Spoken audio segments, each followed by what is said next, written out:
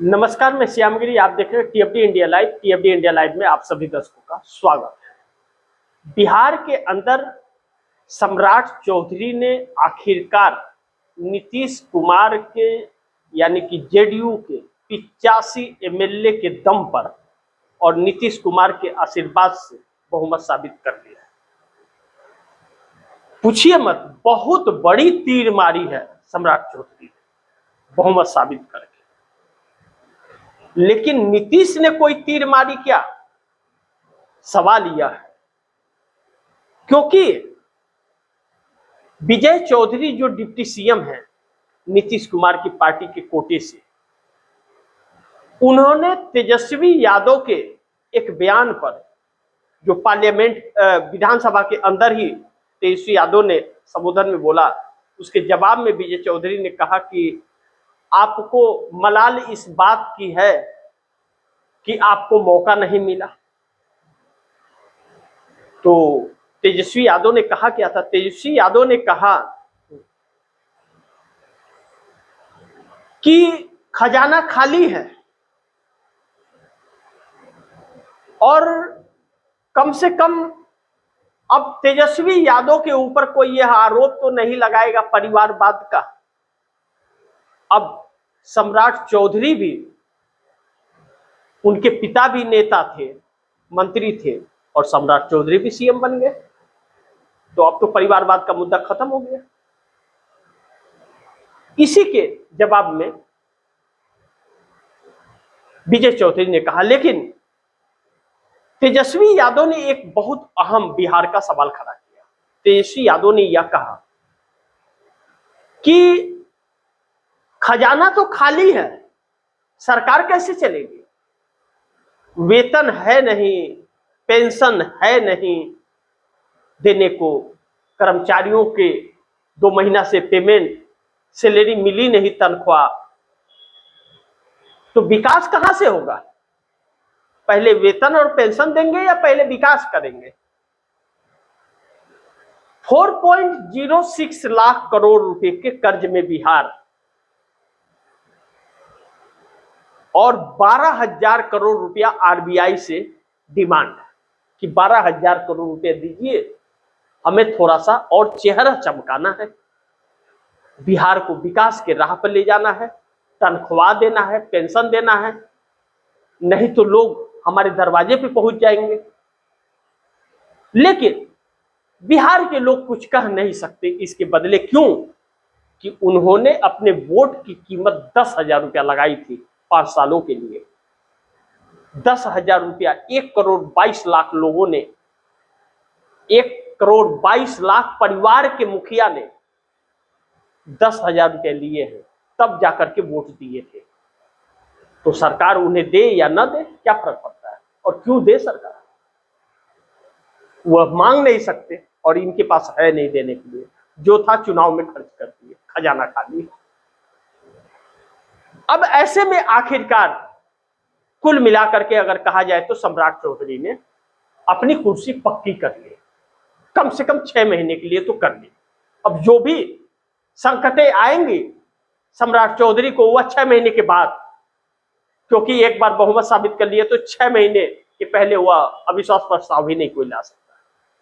ऐसे में चुनौती सम्राट चौधरी के सामने खजाना खाली का और तनख्वाह देने का। 5 लाख कर्मचारी हैं, तो कुल मिलाकर के नीतीश कुमार ने समर्थन दे दिया। कहीं नीतीश कुमार की चाल तो नहीं है कि जब चाहेंगे हम तब इनको पलट देंगे? यह तो आने वाला वक्त बताएगा। लेकिन पश्चिम बंगाल में तो मोदी और शाह की जोड़ी ने पानी पी लिया और चुनाव आयोग का सारा प्लान धरा का धरा रह गया। जो अमित शाह पश्चिम बंगाल में कह रहे थे, दीदी रे दीदी उल्टा लटका दूंगा, तो पश्चिम बंगाल की जनता ने उल्टा लटका दिया क्या? 91.84% वोट प्रतिशत, आज तक के इतिहास का सबसे ज्यादा वोट। और तमिलनाडु में 84% वोट प्रतिशत, 12% वोट प्रतिशत ज्यादा पिछली बार से, और इतिहास का सबसे ज्यादा वोट प्रतिशत।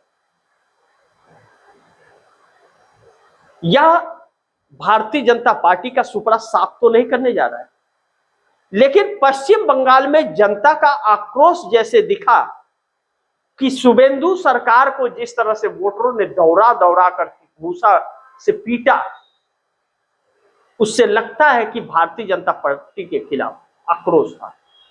पहले चरण के मतदान में 152 सीटों के लिए हुए मतदान पश्चिम बंगाल में, जिसमें 2021 में भारतीय जनता पार्टी ने अच्छा प्रदर्शन किया था, वहां पर लग रहा है कि सुपड़ा साफ हो गया और ममता बनर्जी को पश्चिम बंगाल का साथ मिल गया है।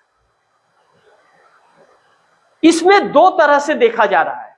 पहला कि अगर जनता ने वोट दिया है तब तो चुनाव आयोग और मोदी शाह का पूरा खेल खत्म है और चुनाव आयोग के एसआईआर का कोई मतलब नहीं रहा।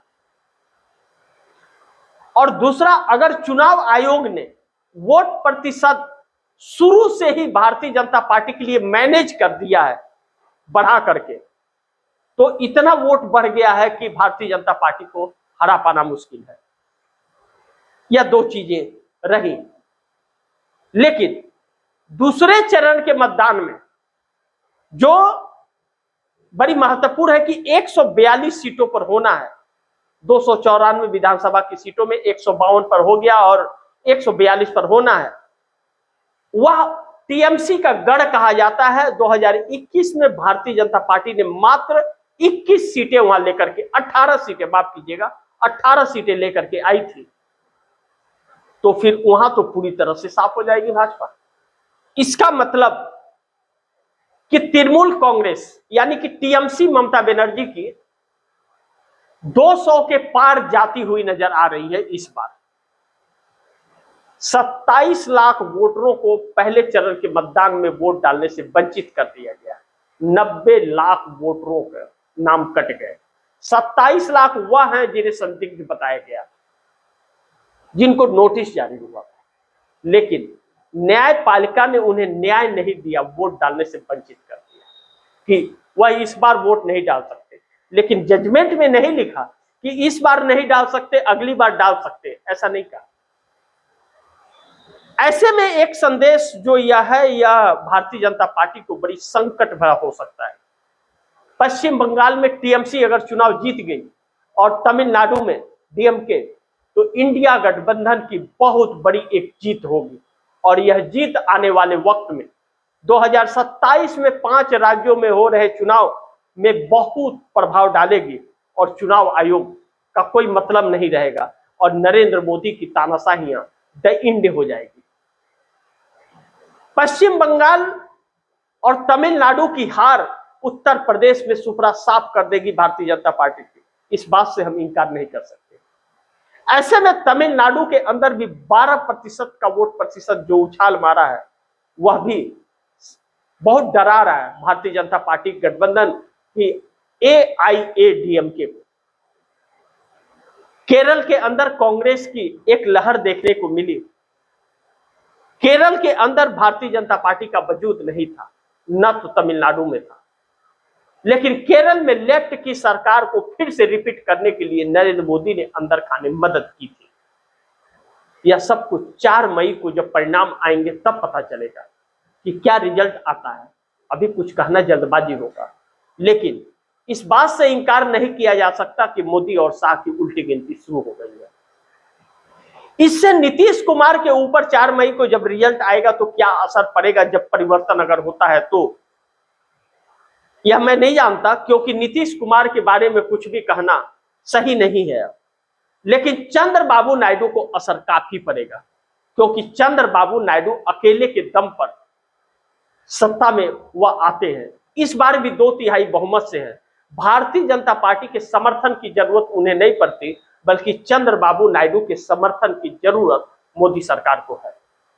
ऐसे में चंद्रबाबू नायडू अगर रंग बदल देते हैं 18 सांसदों के साथ, तो मोदी सरकार के लिए बहुत बड़ी संकट खड़ी हो जाएगी। नीतीश के साथ रहते हुए भी सुपड़ा साफ हो जाएगा दिल्ली से। इस वक्त जो देश की मांग है, देश की मांग पर चर्चा और देश के मुद्दों पर चर्चा नहीं हो रही है, जबकि देश की सबसे बड़ी चर्चा का वजह होना चाहिए, चर्चा होना चाहिए जिस चीज पर, वह महिलाओं की सुरक्षा पर और युवाओं के रोजगार पर होना चाहिए, शिक्षा और स्वास्थ्य पर होना चाहिए। लेकिन यहाँ तो करोड़ों रोजगार लोगों के जा रहे हैं, उस पर चर्चा करने वाला ही कोई नहीं है। कंपनियां थोक के भाव में बंद हो रही हैं, करोड़ों लोगों को काम से निकाला जा रहा है, टेक्सटाइल हो, मैन्युफैक्चरिंग हो, हीरा व्यापार हो, बाकी सभी जगहों से कोई चर्चा नहीं है। सिर्फ हमारे देश का प्रधानमंत्री चुनाव में मग्न है और एक तरफ अमेरिका धौंस जमा रहा है, बेइज्जत कर रहा है, थूक रहा है मुंह पर सरकार के, मोदी सरकार के, और मोदी सरकार मुंह पोंछ करके चुनाव प्रचार में चली जा रही है। ईरान के मुसीबत में भारत सरकार खड़ी नहीं हुई, मोदी की सरकार उससे दोस्ती तोड़कर इजराइल से दोस्ती कर ली, और जब अमेरिका ने अपशब्द का इस्तेमाल किया भारत के लिए, तो वही ईरान आधिकारिक तौर पर अमेरिका को दो टूक सुनाया कि भारत जा करके देखो, वहां की संस्कृति पर सवाल उठाना और उसे नर्क बोलने के पहले अपने गिरबान में झांक लो, वैसी संस्कृति कहीं की नहीं। साफ है कि भारत की जनता, भले भारत की सरकार ईरान के साथ न हो, लेकिन भारत की जनता ने अपने दिल में जगह दिया ईरान को आपदा के वक्त, और उसके हक के लिए भारत की जनता लड़ती रही। अनभक्तों को छोड़ दे तो हर स्वतंत्र मीडिया ईरान के साथ खड़ी नजर आई और जितना हो सका मदद भी की, सरकार के न चाहते हुए भी। वह ईरान भारत की देश की जनता के साथ है, लेकिन हमारे देश का प्रधानमंत्री 56 इंच का सीना बताता है, विश्व गुरु बताता है अपने को, और दुम दबा करके भाग जाता है, 56 इंच चूहा बन जाता है। बहुत संकट भरा वक्त चल रहा है और इन राजनेताओं ने इस देश के लोकतंत्र और संविधान को मजाक बना दिया है। उसी में एक नीतीश कुमार है। अब इसे देश ने अब भी नहीं पहचाना तो फिर शायद देश गुलाम न हो जाए। बाकी आप दर्शक क्या सोचते हैं, आप दर्शकों की क्या राय है, क्या सुझाव है, कमेंट बॉक्स में जरूर दीजिएगा। इस खबर को ज्यादा से ज्यादा शेयर कीजिएगा, अपने दोस्तों को भी कहिएगा आगे शेयर करें।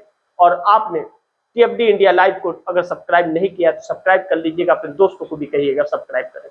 मिलते हैं अगली खबर के साथ, तब तक के लिए नमस्कार।